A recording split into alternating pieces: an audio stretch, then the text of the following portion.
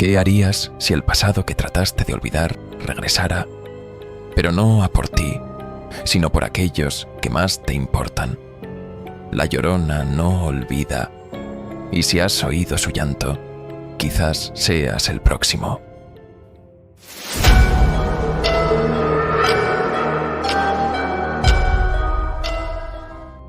La carretera serpenteaba como un animal herido entre acantilados sombríos. Abajo, el mar rugía, su furia amplificada por un viento helado que se colaba por las ventanas del auto. Mateo conducía con el rostro tenso, sus ojos fijos en las curvas cerradas, mientras el sudor frío le empapaba las palmas. A su lado, Sofía, de 9 años, observaba el horizonte con una mezcla de fascinación y miedo.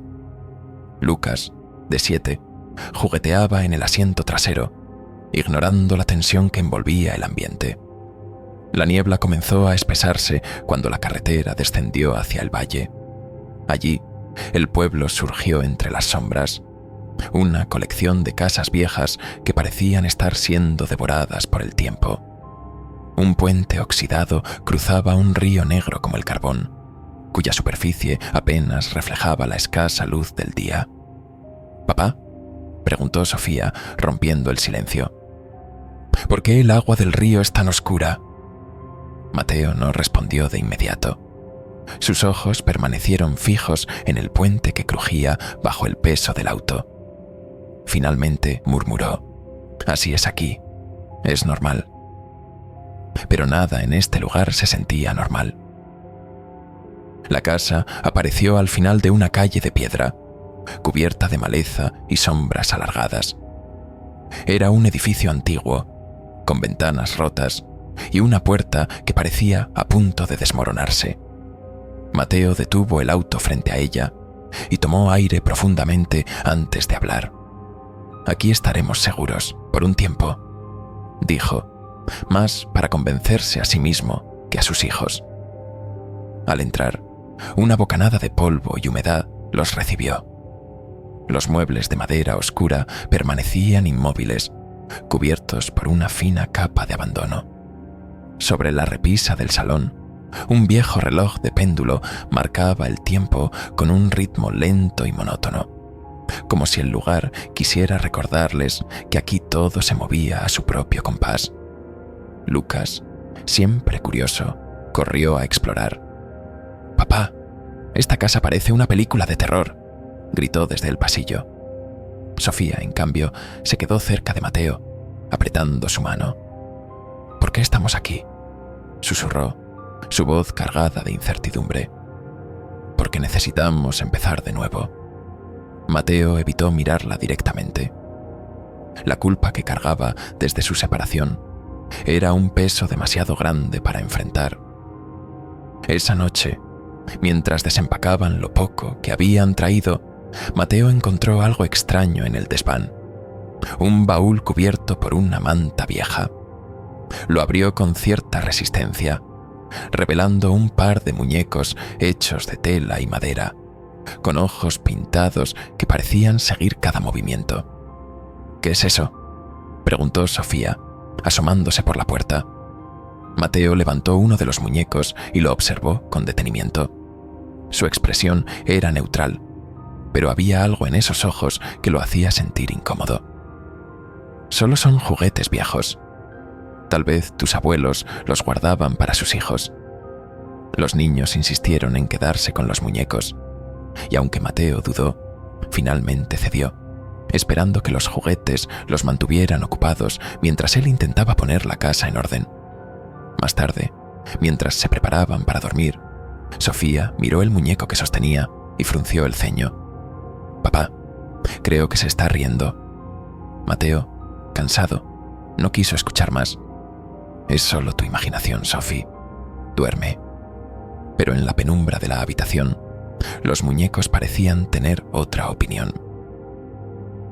El silencio de la madrugada era opresivo, roto solo por el crujido ocasional de las vigas de la casa. Mateo, exhausto, dormía inquieto en el sofá del salón cuando un sonido sutil lo despertó. Un murmullo que parecía provenir del exterior. Se levantó con cautela, frotándose los ojos mientras se acercaba a la ventana. El río era apenas visible entre la niebla, pero algo llamó su atención. Una figura blanca se movía lentamente al otro lado, con un andar etéreo que parecía desafiar las leyes del mundo físico. Mis hijos, susurró una voz, tan baja que Mateo no estaba seguro de haberla escuchado. Parpadeó varias veces, intentando aclarar su visión, pero la figura desapareció tan rápido como había aparecido. Cerró las cortinas de golpe y regresó al sofá, aunque el sueño ya no regresaría esa noche. En el salón, los muñecos permanecían en el suelo, pero sus ojos ahora parecían dirigirse hacia la ventana. El día amaneció gris, con una niebla que parecía haberse enredado en las ramas de los árboles. Mateo no había dormido más que unas horas y se sentía atrapado en una mezcla de cansancio y ansiedad. Mientras los niños desayunaban en silencio, sus risas y juegos habituales habían sido reemplazados por un extraño mutismo. Sofía, en particular, se veía pálida, con ojeras marcadas y los labios apretados. «¿Papá?», dijo de repente, rompiendo el silencio mientras movía su cuchara en un tazón de cereales intacto. «¿Por qué no podemos volver a casa?». Mateo suspiró y evitó su mirada. «Esta es nuestra casa ahora, Sofía». Lucas, sentado a su lado, dejó de jugar con la cuchara y alzó la vista. «¿Podemos salir a explorar? Hay un río cerca». La mención del río hizo que un escalofrío recorriera la espalda de Mateo. Recordó la figura que había visto la noche anterior y la voz que había escuchado, susurrando en la oscuridad. «No se acerquen al río, ¿entendido?», dijo con un tono más severo del que pretendía. Sofía asintió sin decir nada, pero Lucas frunció el ceño, confundido. Mateo cambió rápidamente de tema y se dirigió al desván, donde había dejado el baúl.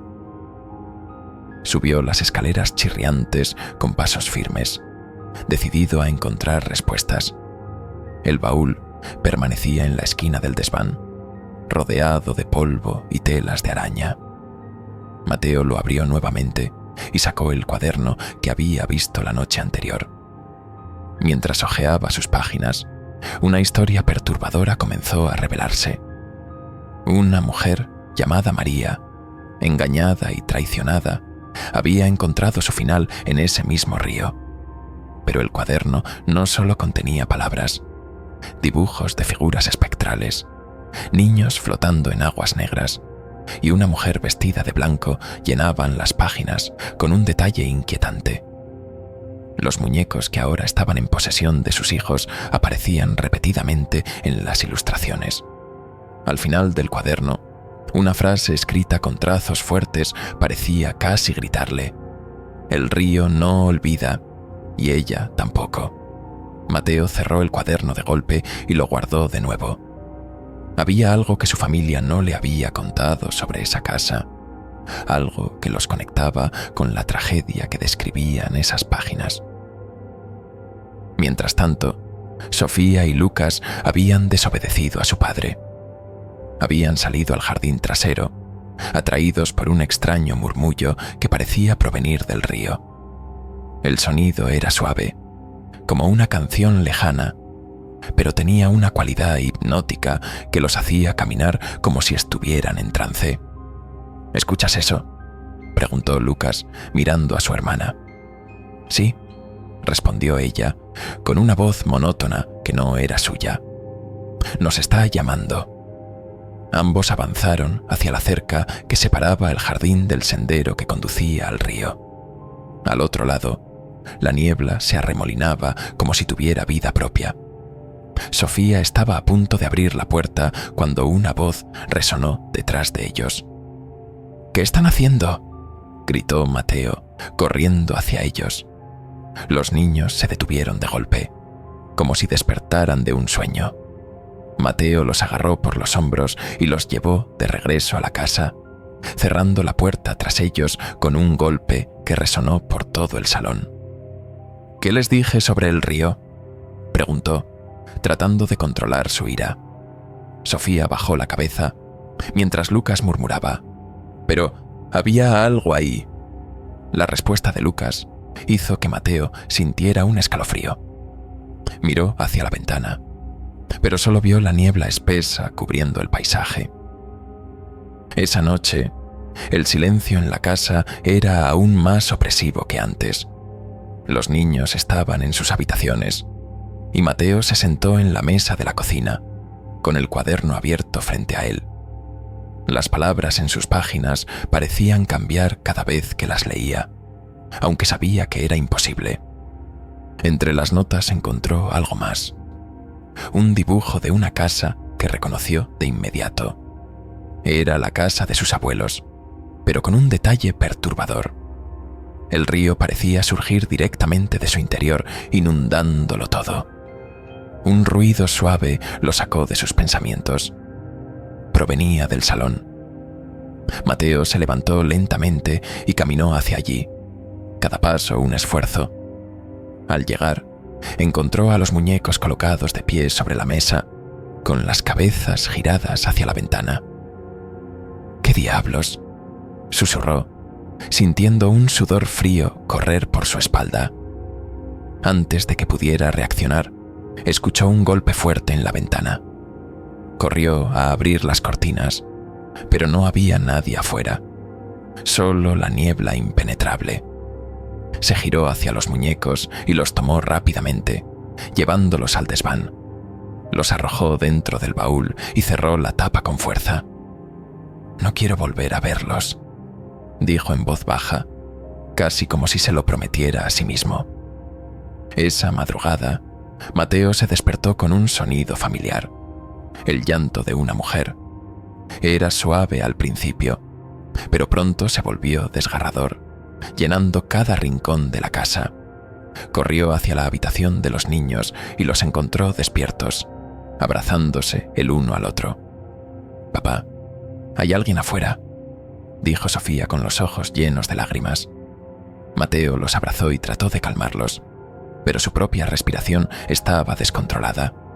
Miró hacia la ventana y por un breve instante la vio: una figura alta y delgada, vestida de blanco, caminando lentamente hacia el río. La voz de la mujer resonó nuevamente, clara y gélida: Mis hijos. Mateo cerró las cortinas de golpe y abrazó a sus hijos con más fuerza, sintiendo que el verdadero horror apenas comenzaba. El amanecer llegó gris y pesado, pero Mateo no podía quedarse en la casa. La noche anterior lo había dejado exhausto y con más preguntas que respuestas. No podía ignorar la sensación de que algo profundamente oscuro conectaba a esa casa, el río y los muñecos con los sucesos que atormentaban a su familia. «Quédense aquí. No abran la puerta por ninguna razón. ¿Entendido?», dijo con firmeza, mirando a Sofía y Lucas. «¿A dónde vas, papá?», preguntó Lucas, sosteniendo el muñeco con una expresión de preocupación. «Voy a buscar ayuda. No tarden en comer y no se separen, ¿de acuerdo?». Mateo abrazó a ambos niños con fuerza, su corazón pesando más de lo habitual. Cerró la puerta detrás de él y la aseguró con llave. La niebla envolvía el pueblo como un sudario, y el aire era tan frío que parecía morderle la piel. Sabía que necesitaba respuestas, y el único lugar que se le ocurrió fue la pequeña tienda en la plaza principal, donde había visto a un anciano que parecía pertenecer al lugar desde siempre. Mateo llegó a la tienda y empujó la puerta con fuerza. El anciano, que estaba sentado detrás del mostrador hojeando un periódico amarillento, levantó la vista con expresión de desconcierto. «Necesito hablar con usted», dijo Mateo, directo, aunque su voz traicionaba su nerviosismo. El hombre no respondió de inmediato, pero cerró el periódico lentamente y señaló una pequeña mesa en el rincón. Sin decir palabra, Mateo se sentó. Si estás aquí, es porque algo te ha traído hasta mí, dijo el anciano con una voz grave, como si cargara siglos de conocimiento. Mateo asintió y tras un momento de vacilación, confesó: he visto cosas. Escuché una voz en la noche. Algo habla de sus hijos y mi familia. Mis hijos están en peligro. Necesito entender qué está pasando. El anciano lo observó con atención, como evaluando su sinceridad. Finalmente, suspiró y comenzó a hablar. Esa voz que escuchaste pertenece a María. Aquí la conocen como la Llorona, pero antes de la tragedia, era solo una mujer traicionada por el hombre que amaba. El anciano hizo una pausa, mirando hacia la ventana empañada, como si viera el pasado desplegarse ante él. Él la abandonó por otra, dejándola sola con sus hijos, y en su dolor cometió un acto imperdonable. Ahogó a sus propios niños en el río, pensando que así podría vengarse del hombre que la traicionó. Pero en el momento en que sus cuerpos se hundieron, se dio cuenta de lo que había hecho. La locura la consumió. Dicen que su espíritu jamás encontró descanso y que ahora vaga, buscando a sus hijos o castigando a quienes se cruzan en su camino. Mateo sintió que el aire se le escapaba mientras escuchaba. Las palabras del anciano resonaban con demasiada fuerza en su mente. ¿Y por qué viene por nosotros? ¿Qué tenemos que ver con ella?, preguntó, con una mezcla de desesperación y rabia. El anciano lo miró fijamente. El río recuerda a quienes lo traicionaron. Su familia está vinculada a este lugar, a María. Tal vez sea por su sangre o por sus pecados. Mateo se levantó de golpe, empujando la silla hacia atrás. Mis hijos están en esa casa. Tengo que volver. El anciano trató de detenerlo, agarrándolo del brazo. Ten cuidado, muchacho. El agua es su dominio. Si ha venido por ti, no se detendrá hasta llevarse lo que busca. Mientras Mateo corría de regreso a la casa, Sofía y Lucas comenzaron a notar cosas extrañas. Los grifos del baño y la cocina se abrieron por sí solos, dejando salir un torrente de agua que rápidamente inundó el suelo. Al principio, los niños lo tomaron como una broma del viejo sistema de cañerías, pero pronto la situación se volvió aterradora. «Sophie, el agua no se detiene», gritó Lucas, intentando cerrar un grifo que giraba en falso. Sofía corrió al salón, pero el agua ya había llegado a sus tobillos y seguía subiendo. Los muñecos flotaban sobre la superficie, pero sus rostros ahora mostraban expresiones de pura angustia, con ojos que parecían mirarlos con desesperación. «Lucas, sube a la mesa, ahora», ordenó Sofía, subiendo al mueble más alto que encontró. El nivel del agua subía rápidamente, ahora cubriendo los muebles más bajos. Desde el pasillo, escucharon un susurro que los dejó paralizados. Mis hijos. La voz era gélida, cargada de un dolor insoportable. Lucas comenzó a llorar mientras el agua alcanzaba la mesa. Sofía trató de calmarlo, pero el miedo también la consumía. De repente, el agua comenzó a arrastrarlos hacia el centro del salón, como si una corriente invisible tirara de ellos. Lucas perdió el equilibrio y cayó, siendo arrastrado hacia la puerta del baño. Sofía intentó sostenerlo, pero sus dedos resbalaron mientras el agua seguía envolviéndolos.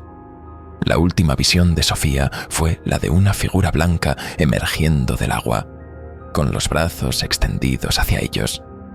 Entonces todo se oscureció. Cuando Mateo llegó a la casa, la puerta principal estaba entreabierta y el interior parecía sumido en un extraño silencio. El olor a humedad y metal era abrumador, y el agua se acumulaba en charcos que se extendían desde el salón hacia el pasillo. «¡Lucas!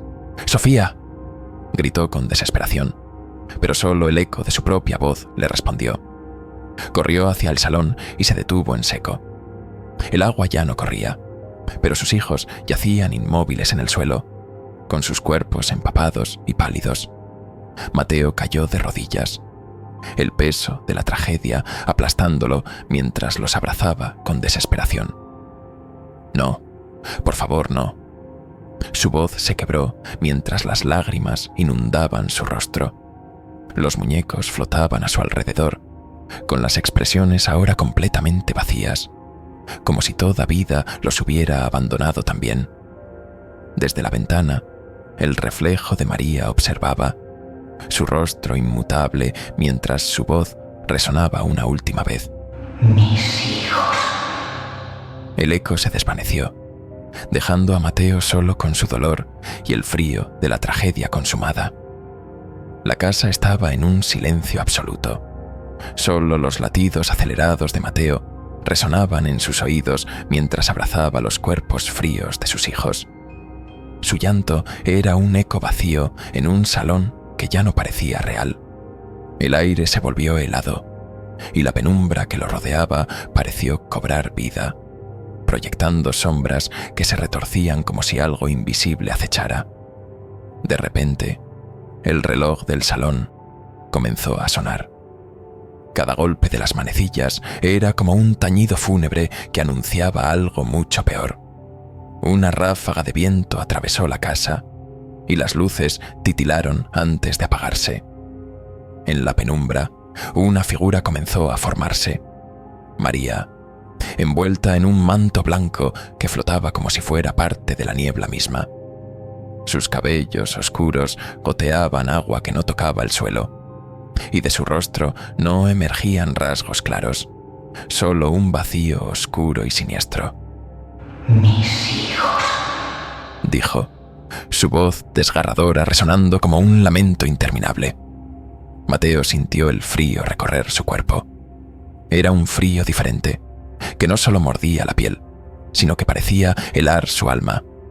¿Por qué?, gritó con desesperación, su voz quebrándose. ¿Por qué me los quitaste? María avanzó, lenta pero inexorable, con las manos extendidas hacia él. Su voz adquirió un tono cargado de tristeza y furia a partes iguales. ¿por qué? Repitió ella, con un susurro que retumbó en cada rincón de la casa. Porque tú llevas la traición en tu sangre. La casa desapareció de repente, y Mateo se encontró de pie junto al río. Las aguas negras fluían tranquilas, pero un murmullo persistente surgía de ellas. No era el sonido del agua, sino de voces, cientos, tal vez miles, todas llorando al unísono. El cielo estaba cubierto de nubes pesadas, y la niebla envolvía el lugar, dejando solo el río visible. María se alzó frente a él, con su manto flotando como si estuviera suspendida entre el mundo de los vivos y el de los muertos. Te mostraré, Mateo. Te mostraré lo que has heredado. Con un gesto de su mano, las aguas comenzaron a agitarse. En la superficie se formaron imágenes, como reflejos de un pasado que no pertenecía a Mateo, pero que sentía profundamente.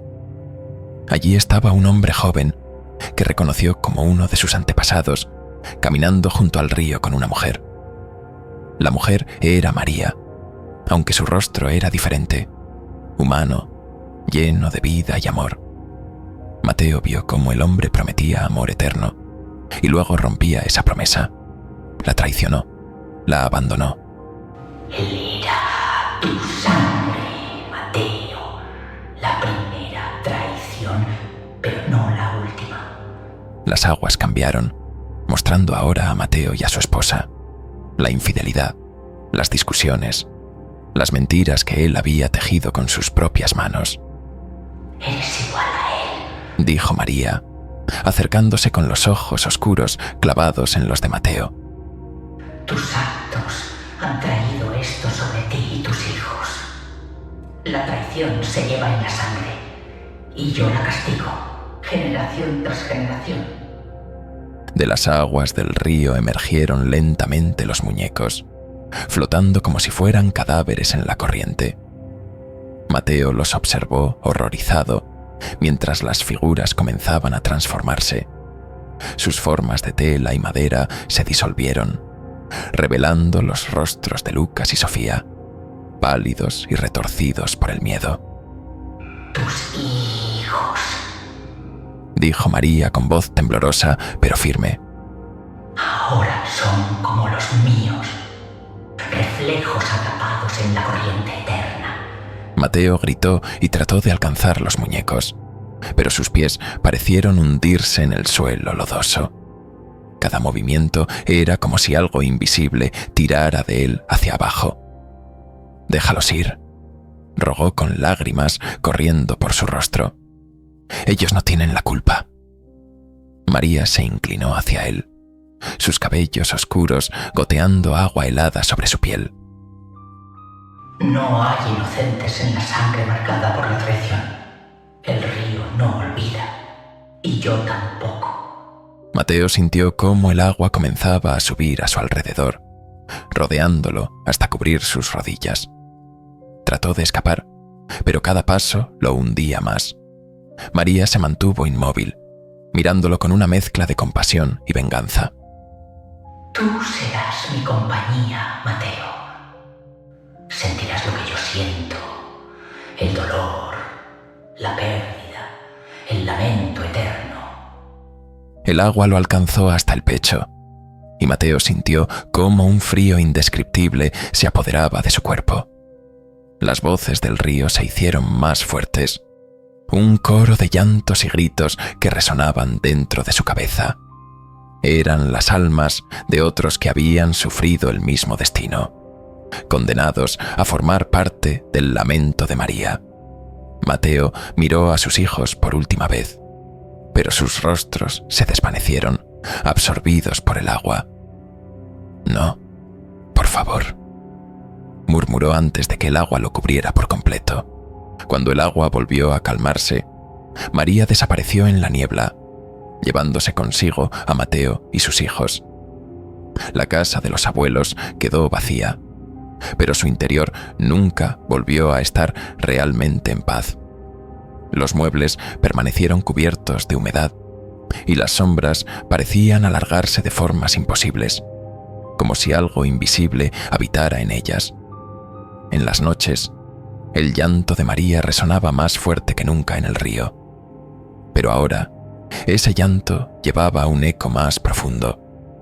Entre los sollozos, podía escucharse la voz de Mateo, uniéndose al coro eterno. Un pescador encontró los muñecos flotando río abajo una semana después. Sus rostros mostraban una expresión de puro terror, como si guardaran los últimos momentos de las almas atrapadas en ellos. Nadie quiso tocarlos, y pronto desaparecieron en las profundidades del río. En el pueblo, una nueva advertencia comenzó a circular. Nunca rompas una promesa y nunca traiciones a quienes amas, porque el río lo recuerda todo y María siempre está escuchando.